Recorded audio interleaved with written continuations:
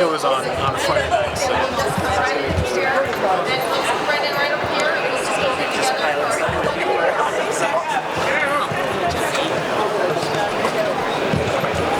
No, all 6 of us. We're going to do a big photo card. So we'll just have this all 6 of us are going to It's like meeting should exist. And we might go with you guys with them or just I read a whole article about how he's the Renaissance Chris over Chris Pine.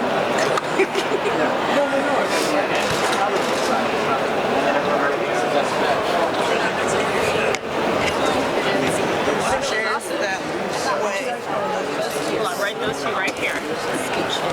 go the other way around. So, this table? Yeah, so sit right here. Hang on here 1 second. Hello, how y'all doing? Pretty good. How is everyone? Good.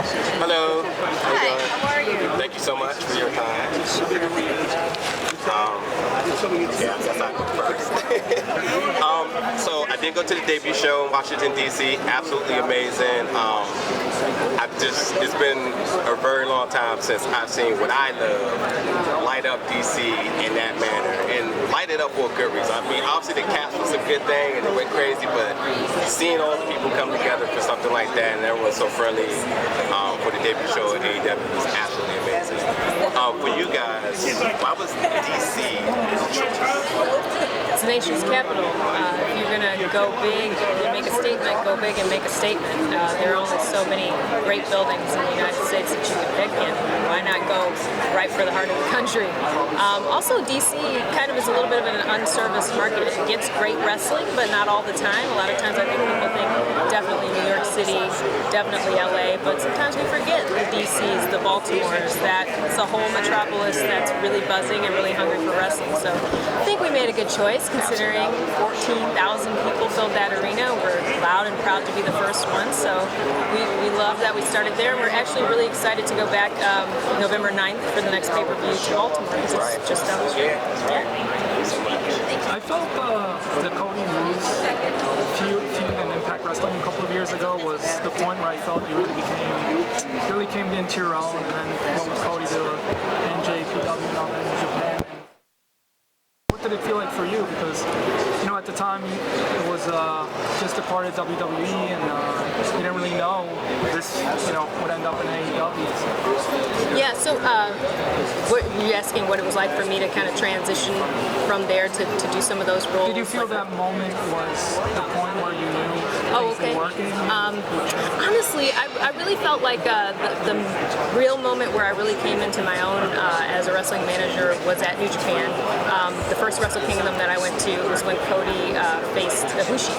I feel like that was my standout moment where I was able to have creative freedom with what I wanted to do. New Japan has that kind of a little bit of a similar vibe to the AEW style in which the artists kind of do their art the way that they want to. So no one was really telling me what to do or how to do it other than just do whatever you do very big. So I just took that note and was very over the top, and that was the first time I was a super mean girl in wrestling, and I think I've been mean ever since. Yeah.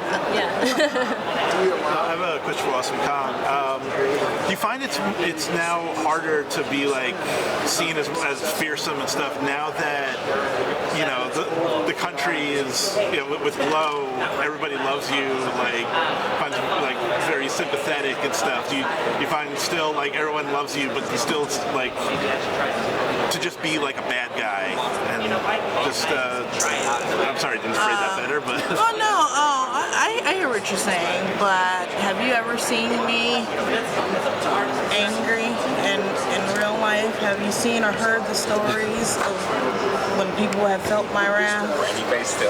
I'm just saying, like, it's when I'm upset, the world hears about it. I mean, they write about it, in fact. So I don't think I have a problem there at all. I mean, I can be nice until you make me not be nice, and then because I'm nice and you make me go there, now I'm angry because you made me go there, and I'm a nice person. So when you take me there, I'm even more vicious because you didn't make me go there. So I don't feel like I have a problem with relating that to you. No, ma'am. Oh, okay. Here we go. Is there really something with Gail Kim? What's that? Is there really something backstage with Gail Kim? Well, with Gail Kim, when we were in the ring, she was Gail Kim and I was Awesome Kong, and we both believed that and bought that and wrestled as us. And we took it very seriously. Her psyche would change, my psyche would change. And I believe that's where that chemistry came from. So, given that we're in New York for New York Comic Con, what are the expansion plans that's coming up to this part of the East Coast? Well, that's one of the ones that people ask about most frequently is when is New York happening? I think people ask about it because they know it has to be happening at some point. So I think that not to worry. I mean, it's not like we're skipping New York. That's not what's happening. There's a nature and a way to the way that we do things. We have one of the best ever booking reps for buildings ever. His name is Raphael Morphy. His name is synonymous with wrestling. He's been doing it forever. There's a method to his madness, so just stay patient. No one is getting miffed or anything like that. Like, God, we're going to Champaign. We just had Champaign, Illinois announced today for ticket sales. So if we're going to Champaign, I think you can count that we're going to make it to New York City. Congratulations on a debut episode. Congratulations on a debut episode for AEW. A lot of the hardcore fans are hoping that AEW stands out above the rest, especially with WWE. Like, they want you guys to be. Is that the mentality that, hey, we're coming for you guys at the top, or is it just we'll do our thing and let the fans choose you? We're absolutely just doing our thing. What fans want to make of it, it's completely up to them. They have that freedom to call things wars and to, create stories that are happening behind the scenes. That's fun. That's what happened with Monday Night Wars as well. So we don't discourage that. But we are on our game and we're focused on our schedule and our lives. That has nothing to do with anyone else. We know what we're doing. We have our mindset on a really cool future that's coming up ahead, and that's really it. And I don't think we need to be worried about it looking at anything else. Right? I don't believe you guys are making any decisions based on that. Yeah, it's all there never will be a reactionary decision there for us. Never. And what I love right now is that wrestling is so inclusive, and you're seeing so many faces. Like growing up, I didn't see so many women like you. It was like few and far in between. And now you see women just get to be anything. So in terms of the industry back in the day and then what it is today, what are some of the lessons that you've learned over the years that you want to apply so that it's open for other women like you to come? That talent speaks for itself, that with the right, when you have integrity and talent and a great work ethic, you can achieve a lot, just as much as any male could. You know what I mean? That you being a woman, isn't a factor, and there isn't a ceiling, a glass ceiling for you to have to hit or even target. That it's a merit-based, talent-based system, and we're all here to put on the best product possible. Yeah, I think that a lot of us got accustomed to the fact that there's rules. Like, there's always going to be one female that can do this, maybe, and it's going to be me. So I'm going to cut everybody else around me because it's got to be me. That's not the way that it should be. That's not the way that it is now. There's room for a lot of people to succeed now. We've got multiple brands that you can work for, multiple ways that you can play your music, as we like to say. So there's no reason to have to not work together as women or not work together as people of color. We can all be the best that we are and focus on our own selves and not create this atmosphere in which there's just one or two spots here. I've said this 100,000 times, I would love to see more women making their way into more executive positions in wrestling. Sure, there are some. I love when people say, well, what about this person? Cool. What about the fact that there's two? There's two. That's great. Why can't there be 20? Why can't there be 30? Why aren't there 50? There's no set number for anything. And you haven't, once you've checked a box because I'm one black female executive, great. Where's the next one? I'm ready for her like yesterday. So I have a question. I know you've been really vocal on, like you just said, equality. And focus is on the women's division. The one thing I wanted to ask is about the departure of Cody Brandi. How has AEW itself been able to support her through her challenges? Even the company, we all know how hard she worked to be able to get to that point for opportunity that may not have never been there to ultimately have us to her being released. But how has AEW itself been able to support her these challenges? Yeah, we were all very sad to have Kylie make the decision that she made, but that's what she felt she needed for herself. The best way that we've been able to support her is to give her the privacy that she's asked for.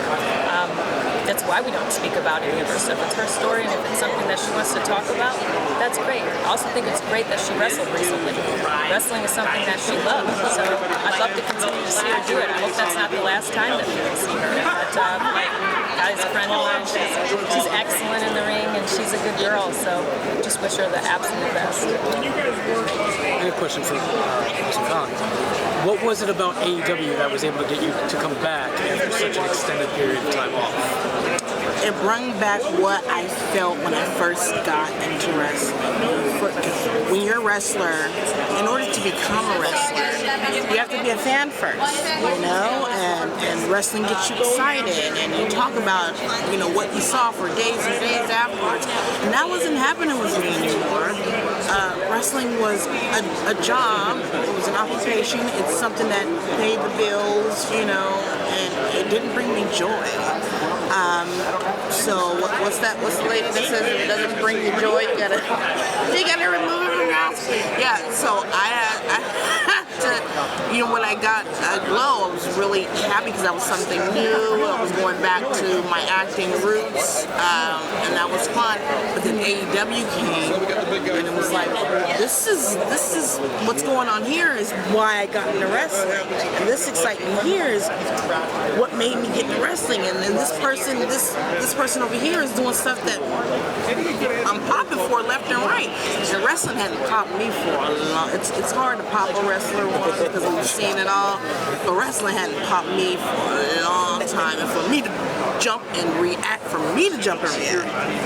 was something like I want to be a part of that. And not only do I want to be a part of it, I felt like it was a place where I could possibly see in the future, the sun go down on my career the way I want it to, and I could pass on all the knowledge that I've acquired in these, you know, something decades that I've been wrestling to this next generation, and really help usher in and leave the wrestling world with something extremely great.